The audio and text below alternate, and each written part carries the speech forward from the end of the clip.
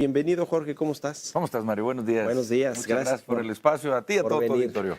Pues a ver, empezamos ¿con qué? Con la reforma judicial y las elecciones en Durango y Veracruz, que pues se llevaron a cabo el mismo día. ¿Cuáles son las lecciones, los aprendizajes? Ustedes criticaron, digamos, el proceso desde que se hizo la reforma hasta la elección, que fue su punto cumbre inicios de este mes. ¿Qué nos dices, a ver, en general? Sí, mira, yo te diría, querido Mario, que como sea que sea, nosotros lo dijimos siempre, no era una reforma que requería el país. Claro que el país requiere una reforma al Poder Judicial. Que tú que nos escuches tengas una justicia de a de veras gratuita, de a de veras pronta, de a de veras expedita e imparcial, pero eso no fue esa reforma. La reforma giró en torno a ver cómo escogías a los jueces y ya, de fondo nada más. Y pasó lo que nosotros desde hace un año dijimos. No es verdad que ibas a escoger dentro de muchísimas opciones que tú consideraras como las mejores o las menos peores. Lo que acabó fue siendo una simulación para que un acordeón oficial no tuviera ni una sola variación en lo que acabó siendo la composición del Poder Judicial. Pues que no nos digan, miren, que digan lo que quieran respecto a esta elección judicial, menos que fue la decisión plural y democrática de la gente. No fue eso, Mario. No fue eso la elección judicial. Ahora, nosotros en el PAN, yo en lo personal, no vamos a priori descalificar a ninguna mujer u hombre que haya quedado. Nada más que ahora ellos, ahora sí se suben a un podium de juicio y de escrutinio público, sí, y por sus decisiones los vamos a conocer. Nosotros tenemos fe, Mario, por el país, de que sí haya mujeres y hombres, seguro los hay, que hayan quedado en este cargo tan importante y que actúen conforme a la ley, que es lo que debe de ser un juez. Por ellos, aplausos. Por todos los demás, nosotros vamos a ir señalando los que pues, veamos, y muy fácil, y con esto concluyo, sí, muy fácil y muy rápido nos vamos a dar cuenta quién va a obedecer a la ley y quién va a obedecer al poder. Ahora, es un hecho que ya hay nuevos jueces, magistrados y ministros que entrarán en funciones a partir del 1 de septiembre. Dicen en Morena y en el oficialismo que se puede perfeccionar el proceso de elección, que efectivamente hubo fallas, pero que se puede mejorar todo. ¿Cuál es la apuesta de la oposición con respecto a este tema? ¿Esperarse al 2027 que se cambie la Cámara de Diputados, que vayan a votación de nueva cuenta a los diputados y quitarle las mayorías a Morena, y luego ver si les da para pasar en el Senado y en diputados una contrarreforma judicial? ¿Cuál es el plan de la oposición? Nosotros sí propusimos formalmente el que se haga un replanteamiento de esta reforma judicial, que todos tengamos humildad, Mario, y objetividad. ¿Qué ejemplo te pongo? Si la oposición solo se dedica a decir que todo está mal, estamos exagerando. Esa es una posición radical. No todo está mal en este país. Pero si el oficialismo dice que todo está bien, ellos también están exagerando. O sea, claro que está bien abrir un modelo, pero claro que esa idea no se materializó en la realidad al democratizar el Poder Judicial. Nosotros sí proponemos un replanteamiento total. ¿Cuál era, Mario, la bandera esencial por la cual quisieron esta reforma? Sí. Que porque había jueces corruptos. Y seguro sí los había, seguro sí los hay, Mario.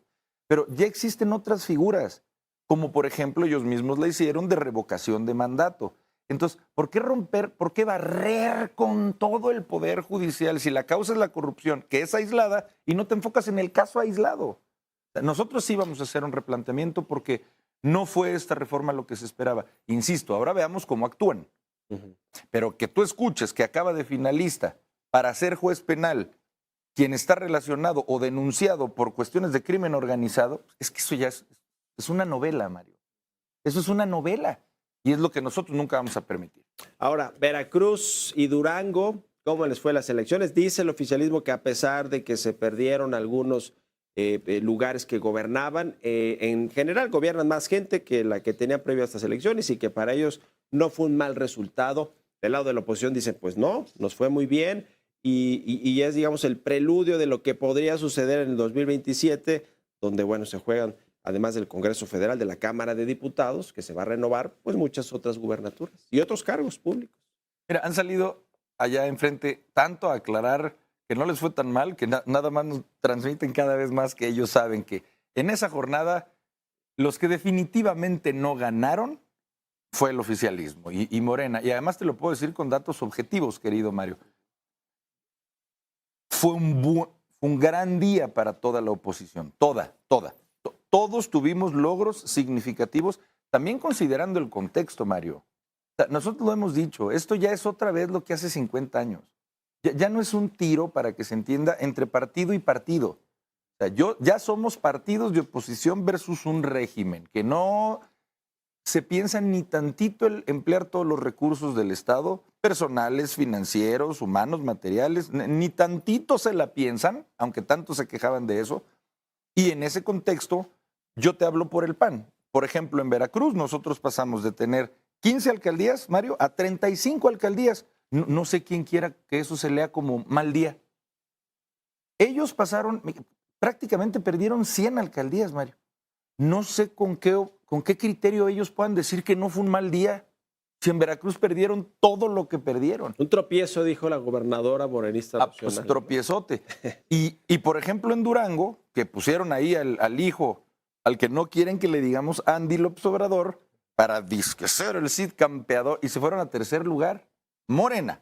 Y con todo y lo que hacen, con todo y los recursos que usan, así siendo David versus Goliat, en Durango se fueron al tercer lugar y en Veracruz toda la oposición subimos. Entonces, ¿cuál es el mensaje? Uno, no es cierto que es invencible Morena, ¿eh? No es cierto. Y dos, ya Morena va teniendo su desgaste. Pues ya las personas ya también van diciendo, oye, mucho discurso, y no vemos tanto aquí a nuestro municipio tan aterrizado el buen gobierno. Entonces, la vida va dando vueltas, querido Mario. Y un gran rasgo fue estas elecciones de Veracruz y de Durango, en donde no escatimamos los triunfos de los demás partidos de oposición, los aplaudimos, sí, porque sabemos entonces que hay una esperanza de que este México sea plural. Este desgaste de Morena del que hablas, Jorge Romero, y que se reflejó en las elecciones de Durango y Veracruz, tiene que ver con que la gente pues, se va desencantando de algunas promesas que no se cumplieron, tiene que ver con que ya no está López Obrador en la palestra pública, que es el fundador y el más visible, el líder moral, no sé si quepa el término de Morena, tiene que ver con esto, con un desgaste natural de un partido que ya gobernó 6 años a nivel federal y está en muchos otros estados y en los congresos y en alcaldías de estados. ¿Cuál es la respuesta? Yo sinceramente, gran pregunta, mi querido Mario, yo sinceramente creo que es, una, se les agotó el discurso y dos, no han sido sinceramente un buen gobierno. Mira, déjame explicarte estas dos. Uh-huh.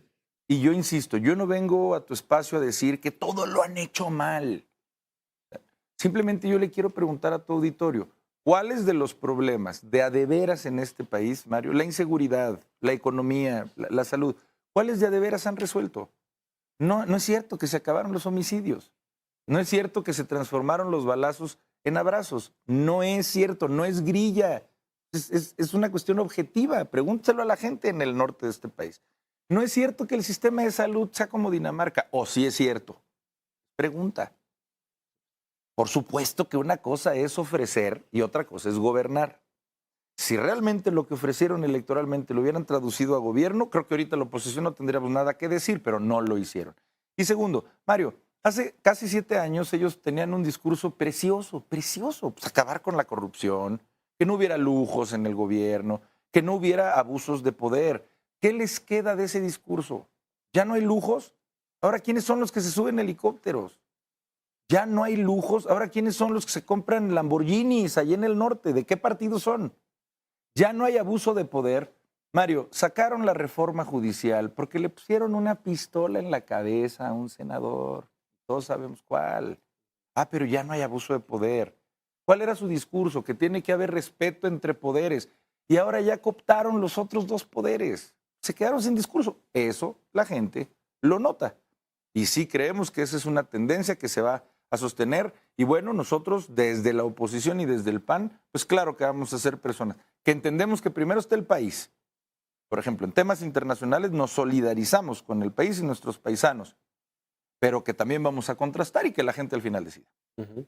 Ya están preparándose desde ahora con sus posibles candidatos, con la estrategia que va a tener el PAN, si se van a aliar con otros partidos. Ya hay pláticas, aunque sea incipientes, sobre cómo se están preparando para el 2027, que es la elección intermedia y es muy relevante para saber si efectivamente la oposición, con esto que pasó en Durango y en Veracruz, tiene con qué competir la Morena, ¿no? Sí, 100%. Mira, en el PAN, por supuesto que ya nos vamos a adelantar a esas decisiones. Nosotros sabemos que si desde la oposición, desde el PAN, no nos anticipamos a las decisiones, de por sí la tenemos cuesta arriba, la tendremos todavía peor. Entonces, sin duda alguna, en el PAN nosotros ya tenemos claridad de en dónde somos más competitivos, de todo lo que nos tenemos que anticipar, pero sobre todo, Mario, nosotros ya nos dimos cuenta, pero de manera preclara, cómo más allá de marcas, de partidos, una elección la define al final una persona, un candidato o una candidata. Eso fue lo que pasó, por ejemplo, en Boca del Río con nosotros, con Marijó Gamboa, que ganó, Sí. con un Toño Ochoa en Durango, que ganó. Por supuesto que nuestras marcas dan una base, pero luego el candidato, la persona es la que da el triunfo. Entonces, a eso es a lo que más nos vamos a abocar. Y de paso, A buenos aprovecho, perfiles. a muy buenos competitivos. perfiles. Y de paso lo decimos, todas las personas, sobre todo jóvenes, que quieran ser candidatos del PAN, esta es la elección en donde el PAN se va a abrir por completo. Y me están grabando, mi querido Mario. Esta es la elección, el 27, en la que el PAN va a abrir sus candidaturas por completo, seas o no panista. Claro, aspiramos a que defendamos lo mismo, que es la libertad en este país, la democracia, pero el PAN va a abrirse de verdad para ser un instrumento como fue diseñado hace 85 años de participación ciudadana real. O sea, que no tienes que afiliarte a fuerza al PAN. Ni llevar 15 años para en poder el PAN. ser candidato Exactamente. Abanderado por el partido. Si tú eres, que me estás escuchando, una jovencita, un joven, que en tu colonia, en tu distrito, eres, después de medirte, quien de veras más posibilidades tienes porque más te conoce la gente y más te quiere a ti, tú vas a ser, si tú quieres el candidato o la candidata del PAN, firmado. Vamos a reformar nuestros estatutos para que así sea. Las alianzas, ¿cómo van? Se habla mucho de Movimiento Ciudadano, están platicando, y además lo ha dicho Jorge Álvarez Maínez, bueno, a ver, no nos cerramos a nada, vamos a platicar y veremos, pues, si nos alcanza o no, si da, pues, para hacer una alianza. ¿Qué tipo de conversaciones han tenido? Mira, es exactamente esa misma idea la que nosotros tenemos desde el PAN en la cabeza. Nosotros no nos vamos a cerrar nada. Sí, abona mucho, mi querido Mario, que Jorge Álvarez Maínez, mi tocayo, y yo nos llevemos muy bien. Pues obviamente abona mucho. Él fue coordinador parlamentario en la anterior legislatura de MC y yo lo fui. Pues, estuvimos 3 años coincidiendo en la Junta de Coordinación Política y en el Pleno y tenemos entendimiento en muchas cosas, muchas. Mira, en el PAN sí vamos a entrar a una nueva etapa de pensar muy bien nuestras alianzas. Una alianza en este punto de nuestra historia es hiperestratégica, Mario. Yo solamente te quiero decir una cosa. Claro que estamos en diálogo. Siempre hemos estado en diálogo, Jorge Álvarez Maínez y yo, y con muchos otros personajes de MC, y él con muchos otros del PAN. Y vamos en esa ruta de ir platicando. Pero yo te quiero decir algo. Ayer la presidenta nacional de Morena sale a dar rueda de prensa, casi exprofeso, para decir chispas y rayos y centellas sobre lo que supondría una alianza PAN-MC. Bueno, pues nos mandaron un mensaje subconsciente, querida Luisa María, pero muy preclaro. Si esa alianza de darse PAN-MC fuera inútil, inocua, vacía, bueno, pues ni el más mínimo comentario hubieran hecho. Pero los 10 minutos que le dedicaron yo creo que dice mucho y nosotros supimos leer ese mensaje, así es que leído está. Ya, tomamos la nota. Bueno, oye, ¿cómo estás viendo lo de Estados Unidos?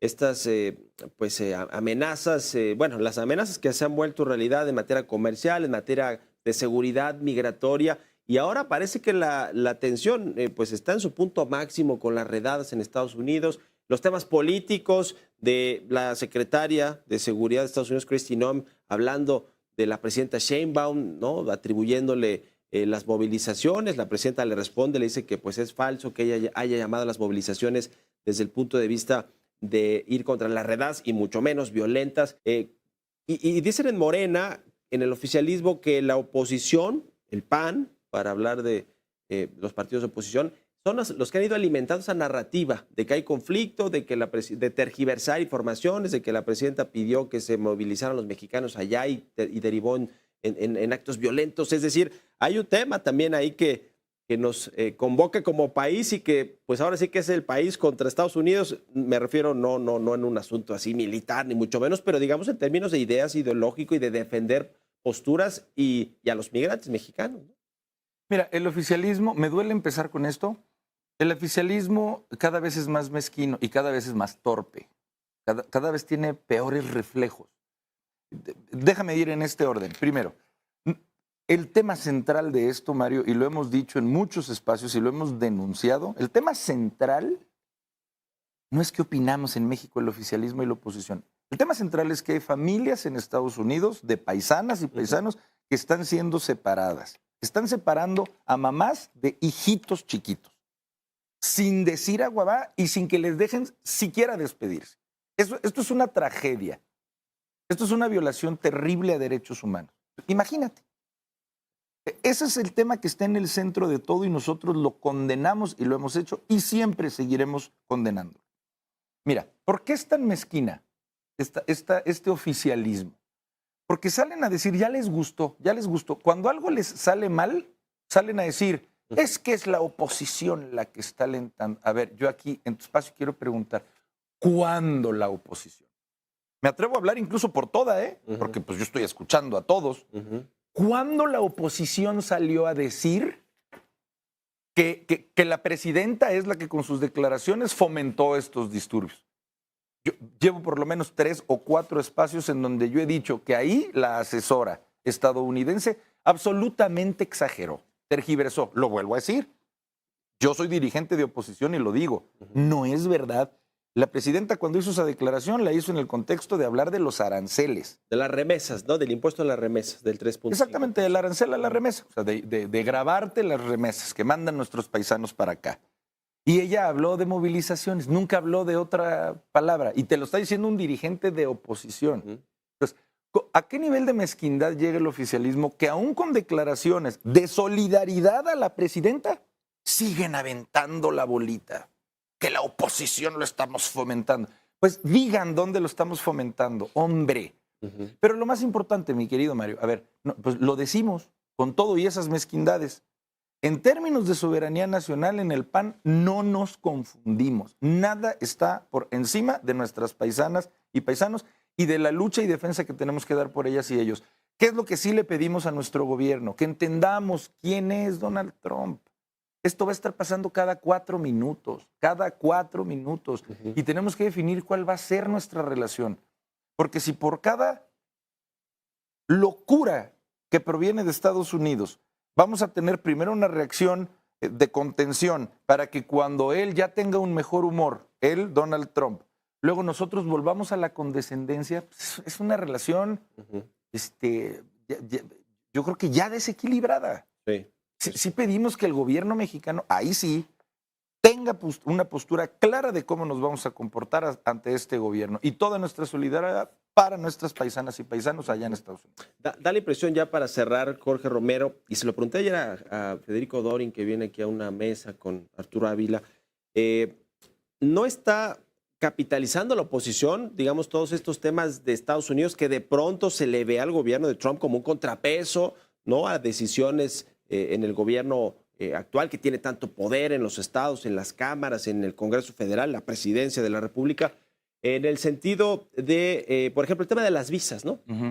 Retiran las visas a la gobernadora de Baja California, morenista, y entonces empieza a armar la narrativa, presuntamente pues ligada al huachicol y su esposo también, y vienen más gobernadores, funcionarios del gobierno federal, es decir, esa presión de Estados Unidos que sí está haciendo, a lo mejor no tan evidente como se dice en las redes sociales o en algunos medios, pero sí hay cierta presión en ese sentido del gobierno de Estados Unidos, pues claro, no está siendo capitalizada por la oposición. O sea, sí hay la idea y la intención de capitalizarla o no. Mira, te respondería así. Particularmente este tema respecto a una gobernadora en particular de que le hayan cancelado su visa, por supuesto que el PAN no voy a usar la palabra capitalizar, pero no solo puso sobre la mesa, sino que denunciamos ante la Cancillería, de la que por cierto seguimos esperando su respuesta, con base en el artículo 8 constitucional de derecho de petición, para que nos expliquen por qué razones le quitaron la visa. Y dijimos, tratándose de cualquier gobernador es grave, pero de un gobernador fronterizo, pues gravísimo. Sí. Y más si estamos hablando de quien titula la CONAGO. Pero, insisto, mi querido Mario, la palabra capitalizar, no. Te respondo tajantemente no, porque no nos confundimos. Primero está nuestro país, siempre primero va a estar México. Y podremos aquí tener todas nuestras luchas domésticas y todas nuestras diferencias, pero el PAN no se confunde. El PAN siempre va a estar del lado de México. O ironía de su gobierno, por más que su gobierno nos denoste, nos invisibilice, nos persiga, siempre vamos a estar del lado de México y de sus instituciones ante cualquier conflicto con cualquier otra nación. Pues queda absoluto. Eso es el PAN, no lo que te quieren hacer creer. Bueno, pues muchas gracias, Jorge Romero, presidente nacional del PAN, por haber venido aquí a las noticias de la mañana. Muchas gracias a ti, Mario, como siempre. Estamos Buen en día. contacto, que estés muy bien.